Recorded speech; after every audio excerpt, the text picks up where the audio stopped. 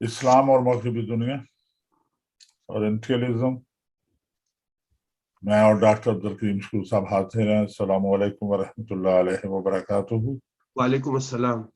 کیسے ہیں ڈاکٹر صاحب؟ ٹھیک ہیں آپ؟ اللہ کا کرم ہے، آپ کی دعا ہے، بڑا اچھا ہے. ڈاکٹر صاحب یہ سرکل یا دائرہ، ہاں، اس کو کس حوالے سے گنا جاتا ہے اورینٹلزم میں؟ آپ کی نظر میں؟ اس میں یہ ہے کہ اصل میں کیا ہے کہ 120 قبل مسیح میں اگر ہم دیکھیں تو یونان میں ماہر فلکیات اور ریاضی دان ایک گزرا ہے جی، اس کا نام تھا ہیپوروچس. وہ ہاں. سیارات کی حرکت، 600 برس بعد تک خسوف کی تاریخیں، ستاروں کے فاصلے، اجرام فلکی کی فہرست اور ان تمام مضامین پر اس نے کئی رسالے اور مقالے لکھے. اب یہ جو دائرہ ہے یعنی سرکل، جیومیٹری اور مثلث کے حوالے سے ابتدائی دور میں اس پر جس نے بات کی ہے اس کا نام ہے تھیلس. ابھی ہم نے پچھلے ایک پروگرام میں فلسفیوں پہ گفتگو کی تھی، ابن رشد کے پہلے والی جو قسط ہے جس میں سارے فلسفیوں کا اس میں ہم نے تھیلس کا ذکر کیا تھا. یہ تھیلس نے سب سے پہلے دائرے کے اوپر زیادہ کام کیا تھا.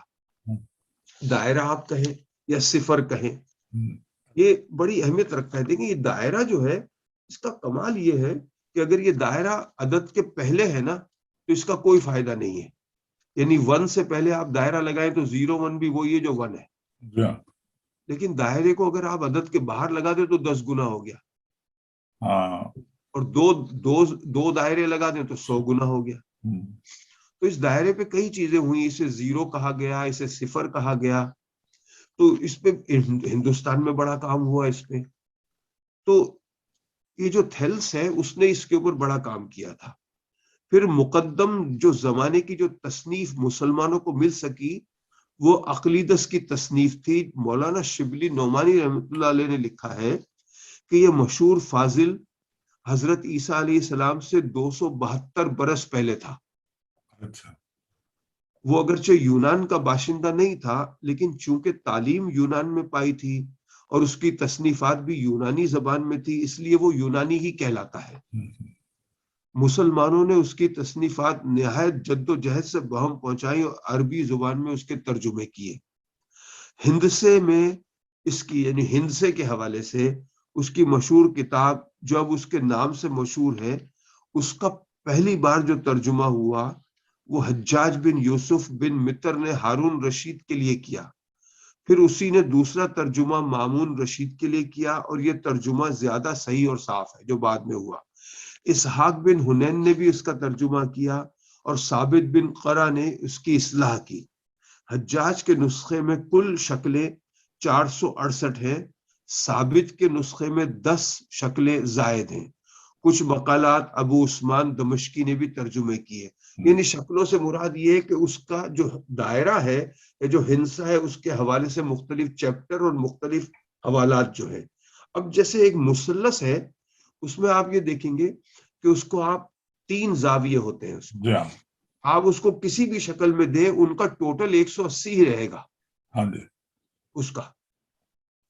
اس کے بعد علماء اسلام نے نہایت کثرت سے اس کتاب کی شرح لکھی ہیں جن میں یزیدی، جوہری، لبانی، ابو حفظ، الحرس خراسانی، اب احمد بن محمد البکر، یعنی ایسے کئی نام ہیں جنہوں نے اس کی شرح لکھی ہے. قاضی عبد الباقی نے بھی شرح لکھی ہے جو نہایت ہی تفصیل سے اس نے اس کے بارے میں لکھا ہے کہ دائرہ جو ہے وہ کیا ہے. یعنی ایک دائرے کے اوپر لاکھوں ہزاروں کتابیں اور چیپٹر لکھے گئے ہیں اور کئی مثالیں عادات سے دی گئی ہیں. اب یہ کتاب جو ہے یورپ میں عربوں کی ہی یعنی عرب ہی کی بدولت عربی زبان میں ملی ہے. محمد الخوارزمی بڑا مشہور نام ہے، 9ویں صدی کے اوائل میں بغداد میں بیت الحکمہ جیسے ہاؤس آف وزڈم جو کہا جاتا ہے اس کے یہ پہلے ڈائریکٹروں میں سے تھا.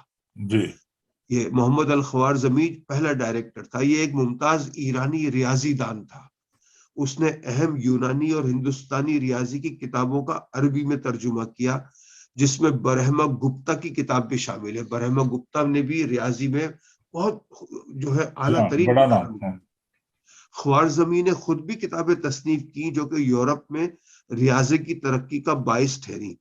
لفظ الگوریتھم اسی کے نام سے لاطینی صورت سے اخذ کیا گیا تھا. الخوارزمی کے نام سے ہی الگوریتھم ہے جو لفظ ہے.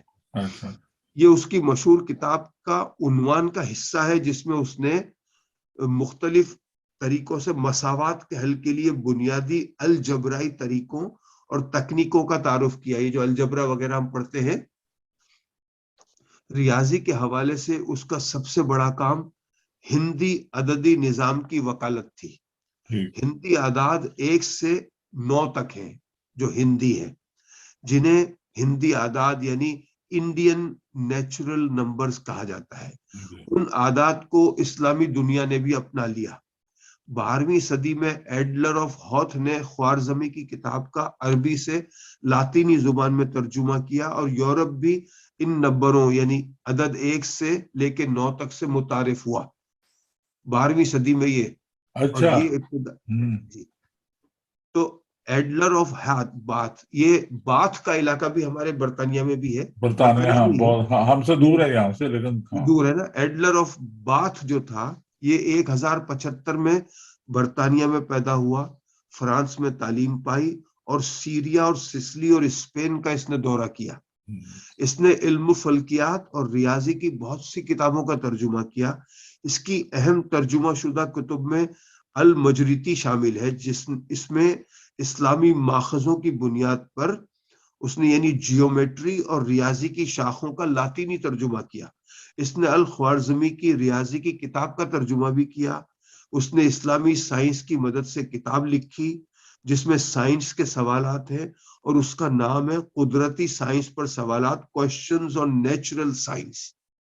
تو یہ مطلب یہ ہے کہنے کا کہ یہ جو نمبروں کی دنیا ہے یہ بڑی عجیب ہے.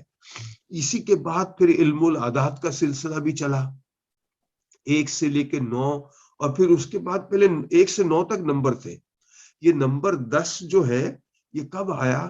جب دائرے کو انہوں نے مانا کہ اب 1 کے آگے 0 لگا دو تو 9 کے بعد جو ہوگا وہ 10 ہوگا. یعنی ایک چیز کے آپ نے اگر 10 حصے کرنے ہیں تو آپ اس طرح کر سکتے ہیں. اچھا اچھا اچھا اچھا. تو یہ اس پر جو ہے نا اس پہ بڑی تفصیل گھنٹوں گفتگو ہو سکتی ہے کہ ہندوستان میں یہ جو گپتا ہے اس کا جو کام ہے، الخوارزمی کا کام ہے، پھر اس کے بعد یہ جو ایلڈر آف باتھ ہے اس کا کام ہے. تو یہ اس سے پہلے پھر اعداد جو ہے یہ ان کی بڑی اہمیت ہے. اس کے بعد یہ جفت اعداد میں آ گئے تھے، پھر طاق اعداد گنے گئے 1 3 5 7 9، جفت گنے گئے 2 4 6 8. پھر اس کے بعد ان اعداد کو ایک دوسرے سے ضرب دے کر ان کے کلیات نکالے گئے. تو سب سے زیادہ پھر یہ بھی طے پایا گیا کہ 9 جو ہے وہ سب سے زیادہ مضبوط ہے. تو بڑا نمبر ہے نا. ہاں، یعنی 9 کو مضبوط کیوں مانا گیا ہے؟ اس لیے مانا گیا ہے کہ یہ 9 کا جو عدد ہے یہ اپنی انفرادیت کو کھوتا نہیں ہے، چاہے آپ اسے کتنی مرتبہ بھی ضرب دیں. مثال کے طور پر آپ 2 کو ضرب دیں 1 سے تو کیا ہوگا؟ 2 ہوگا نا. ہاں. لیکن اگر آپ 2 کو 2 سے ضرب دیں تو کیا ہو گیا؟ 4 ہو گیا ہے نا، 2 ختم ہو گیا. اس طرح 3 کو آپ ضرب دیں 3 2 سے تو وہ بھی 6 ہو گیا.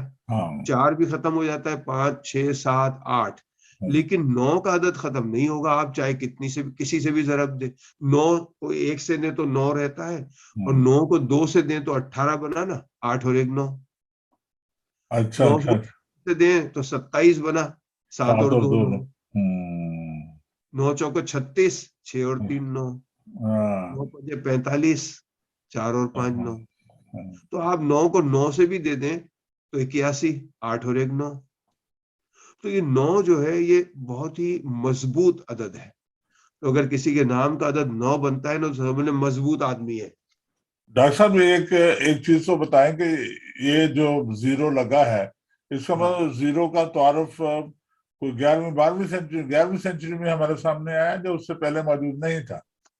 نہیں، 0 تو موجود تھا لیکن اس کو 1 سے 9 کے بعد آگے بڑھانے کے لیے یہ تقریباً 12ویں صدی کا معاملہ ہے جہاں تک میں نے کتابوں میں پڑھا ہے. 11ویں صدی کا.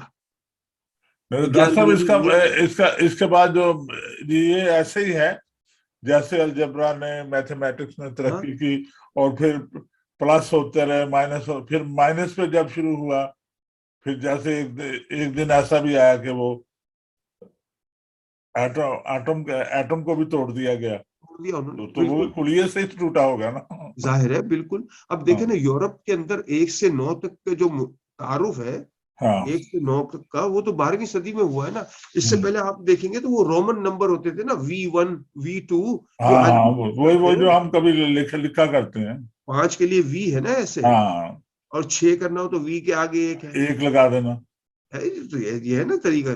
تو 1 سے 9، تو یہ 1 2 3 جو ہے یہ تو 12ویں صدی کا ہے. ہاں نقطہ نہیں آیا نا، نقطہ نہیں جو آیا. انگریزی کے الفابیٹ ہیں، جو انگریزی کے الفابیٹ ہیں اس کے اندر جو ہے جے لفظ، وہ آئے ہوئے اس کو صرف 500-600 سال ہوئے.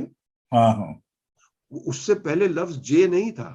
اچھا اچھا اچھا اچھا. بھائی اسی لیے آپ کو جو بائبل کے نسخے ہیں اس میں جیزس نہیں ملتا نا. ہاں لفظ جیزس نہیں ہے اس میں نا کہیں بھی. ہاں جے تو تھا ہی نہیں. جب جے لفظ ہی نہیں تھا، جے حروف ہی نہیں تھا، جیسے عربی زبان میں اے نہیں جیسے نہیں، لیکن جوزف تو تھا نا. ہے جوزف کو کیسے لکھتے تھے؟ بھائی وہ نام الگ تھے نا. آپ پرانی عربی میں جا کے دیکھیں تو وہ الگ نام ہے. وہاں یوحنا ہے، جے نہیں ہے. بھائی عربی کی کسی کتاب میں آپ کو پاکستان نہیں ملتا نا، پاکستان ملتا ہے. پاکستان پہ ہے ہی نہیں نا وہاں. تو جب تک پہ متعارف نہ ہو کسی زبان میں تو وہ لفظ کا اس حرف سے لفظ نہیں بن سکتا نا بھائی. جی جی جی جی. اسی لیے تو لفظ جیزس جو ہے وہ کسی ان کا نام کچھ اور ہے نا اس میں. تو یہ بات ہے، جو کچھ لفظ جو ہے وہ تو تھے ہی نہیں نا اس میں. جی ہاں بالکل ٹھیک ہے. تو جب یعنی حرف نہیں تھے زبان میں، تو حرف نہیں ہوگا تو اس سے وہ لفظ کیسے بنے گا؟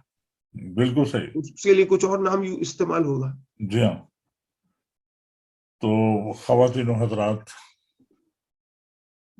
آپ بڑے لوگوں کی بڑی باتیں آپ ڈاکٹر عبدالرحیم مشکور صاحب سے ان کی عالمانہ گفتگو سن رہے تھے. تو انشاءاللہ اگلے ہفتے پھر ملیں گے. مجھے اور ڈاکٹر عبدالرحیم مشکور صاحب کو اجازت دیجیے. اللہ حافظ. اللہ حافظ.